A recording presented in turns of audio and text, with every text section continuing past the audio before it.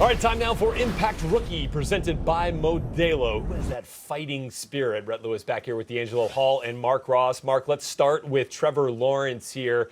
His impact on this franchise is bigger than a red zone, tight window touchdown pass to DJ Chark on third down, right?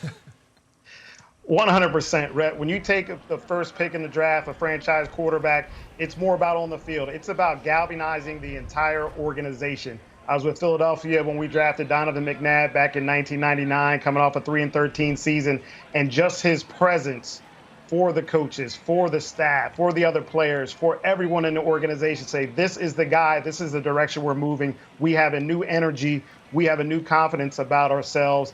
That's what a franchise quarterback does. And this is what Trevor Lawrence, the effect that he's having on the Jacksonville franchise already. You know, we know the misery they've suffered the last 10, 15 years or so, and he's already given them a new energy that the play on the field will have to match that as well. So I don't have any doubts about Trevor Lawrence. He's been a star his entire life, #1 recruit, national championship as a freshman. So I think he can handle the big picture, the big presence of what a franchise quarterback has to do. Now, D. Hall, whether the coaching staff can match that, that'll be a whole nother story. Yeah, and that's my only concern. You talk about Trevor Lawrence, the quarterback, and I got all the faith in the world. I mean, I've loved this kid from day one, watching how big he was, how strong, athletic, can get out the pocket. I mean, the speed. I mean, he can run any type of offense. But then you have Urban Meyer, who has been used to doing things one way for so many years. You know, I've kind of been scarred with college coaches, and I hate to say this, but Bobby Petrino scarred me so bad because, you know, he came in and he wanted us to be a college team. And in the pros, it just doesn't work like that. You know, these guys are going home to their kids, their wives, their families. And so, you know, I just don't know. You know, I've heard so many stories about Urban Meyer, the coach. I want to root for him so bad because from a distance, I've seen the success, but I just know dealing with professional athletes is a lot different. And then dealing with athletes in today's age is even more complex. And so I just struggle with what is this offense going to look like. I know Urban likes to have everything done his way.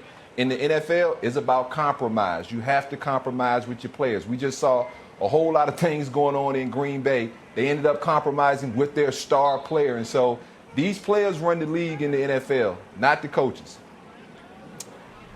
Yeah, I think that's an important distinction to make. It's something we'll continue to kind of follow as to how that acclimation kind of develops with Coach Meyer and the Jacksonville Jaguars. Let's move on to Zach Wilson here, #2 overall pick. And Mark, what kind of impact? Where will Zach Wilson make the biggest impact for the Jets franchise? Well, Red, as we talked about the off-field with Trevor Lawrence, and as you know, the New York media here, Zach Wilson seems to have the perfect demeanor to handle this New York spotlight. I mean, this is not like anything else. The media, the everyday that you just have to be on point to handle this New York environment, New York atmosphere. Being with the Giants, Eli Manning was the perfect person to handle this. At first, it was like, how would Eli fit in New York? But his demeanor, just being so calm and even every day, he actually was the perfect person to handle that. So I think Zach Wilson, from what I've seen and observed already, he has a similar type of calm, cool demeanor that it doesn't seem like this will faze him. This big spotlight, the New York media won't faze him. He's handled it well already. Of course, again, the play on the field has to match it. And you saw that unbelievable highlight from practice the other day, that skill set that he has that not many quarterbacks have. So he'll be able to handle it, the success and failures on and off the field in this spotlight that not many people are built for, D. Hall. Yeah, Mark, and you talk about Eli Manning, you know, this is a whole different type of market. Eli went to a team that was geared to be a little bit better, or that had been better in recent years. You think about Zach Wilson and what he's walking into. I see Mike LaFleur right there with his back to us, the new offensive coordinator. He's going to be calling plays for the first time. Rob Saleh is going to be asked to be the leader of this group of men for the first time. And so a lot of firsts with this staff.